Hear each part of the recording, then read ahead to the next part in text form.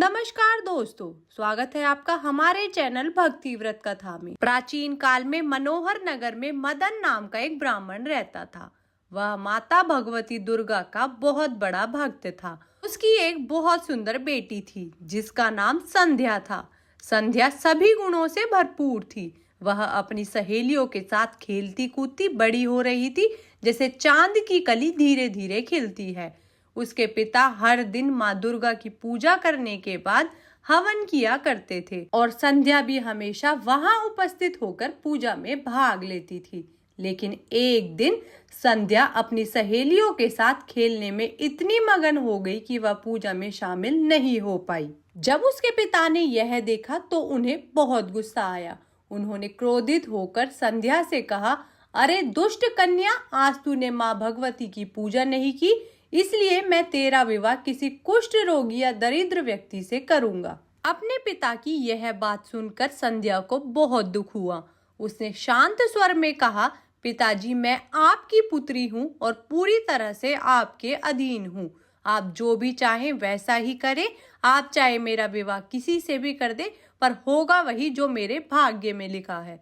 संध्या ने अपने पिता से कहा, मेरा अटल विश्वास है कि जैसा हम कर्म करते हैं हमें उसी के अनुसार फल मिलता है।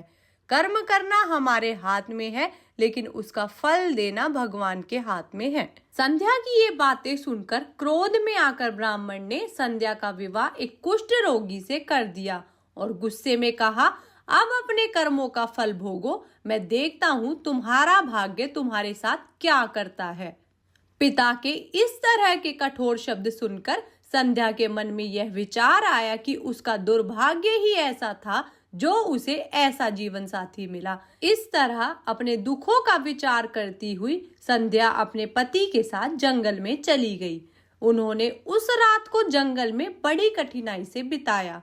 संध्या की ऐसी दयनीय स्थिति देखकर माता भगवती उसके पिछले पुण्य कर्मों के प्रभाव से उसके सामने प्रकट हो गई। माँ भगवती ने संध्या से कहा, मैं तुझसे बहुत प्रसन्न हूँ। तुम मुझसे जो भी वरदान मांगना चाहो मांग सकती हो। माँ दुर्गा की यह बात सुनकर संध्या ने उनसे पूछा, आप कौन है, कृपया मुझे बताइए। यह सुनकर भगवती देवी ने कहा, मैं आदि शक्ति भगवती हूँ। मैं ही ब्रह्म विद्या और सरस्वती हूँ। प्रसन्न होने पर मैं प्राणियों के सारे दुखों को दूर करती हूँ और उन्हें सुख प्रदान करती हूँ। मैं तुझ पर तेरे पूर्व जन्मों के पुण्य कर्मों के कारण प्रसन्न हुई हूँ। माँ भगवती ने संध्या से कहा, तुम्हारे पिछले जन्म में तुम एक भील की पत्नी थी और बहुत ही पवित्र स्त्री थी। तुम्हारा नाम कमला था। एक दिन तुम्हारे पति को, जिसे निषाद कहा जाता था, चोरी के आरोप में पकड़ लिया था। उन्होंने तुम दोनों को जेल में बंद कर दिया। कैद के दौरान सिपाहियों ने तुम दोनों को भोजन भी नहीं दिया। उस समय नवरात्रि के पावन दिन चल रहे थे। तुमने ना तो अन्न ग्रहण किया और ना ही जल पिया। इस तरह बिना कुछ खाए पिए तुमने 9 दिनों तक नवरात्रि का व्रत पूरा कर लिया था। माँ भगवती ने आगे कहा, तुम्हारी उस कठिन तपस्या और नवरात्रि व्रत के प्रभाव से मैं तुमसे प्रसन्न हुई थी और तुम्हें मनचाहा वरदान देने आई हूँ। माँ दुर्गा के वचन सुनकर संध्या ने हाथ जोड़कर कहा, अगर आप मुझसे प्रसन्न हैं तो कृपया करके मेरे पति का कोढ़ ठीक कर दीजिए। माँ दुर्गा ने कहा, तुमने पिछले जन्म में जो व्रत किया था उसका एक दिन का पुण्य अपने पति की बीमारी दूर करने के लिए अर्पित कर दो। उस पुण्य के प्रभाव से तुम्हारे पति का रोग समाप्त हो जाएगा। माँ के ये वचन सुनकर संध्या बहुत प्रसन्न हुई। उसने अपनी तपस्या का पुण्य अर्पित किया और देखते ही देखते उसका पति निरोग होकर बहुत सुंदर और तेजस्वी हो गया।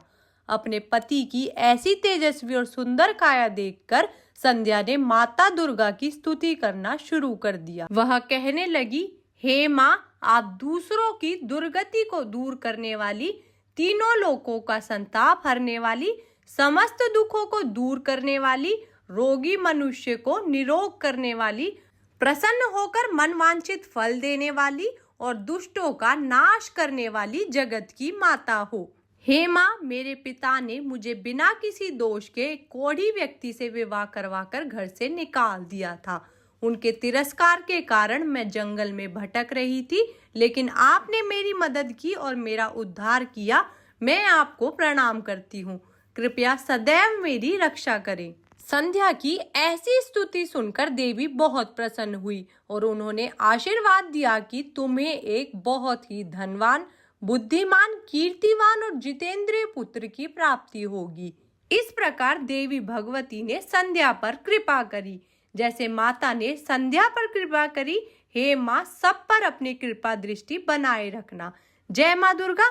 आपको नवरात्रि की सभी कथाओं, पूजन विधि, शुभ मुहूर्त की संपूर्ण जानकारी हमारे चैनल पर मिल जाएगी। तो कृपया वीडियो को लाइक करें, शेयर करें और कमेंट बॉक्स में जय माँ दुर्गा लिखना ना भूलें। हमारे चैनल भक्ति व्रत कथा को सब्सक्राइब अवश्य करें। धन्यवाद। जय माता दी।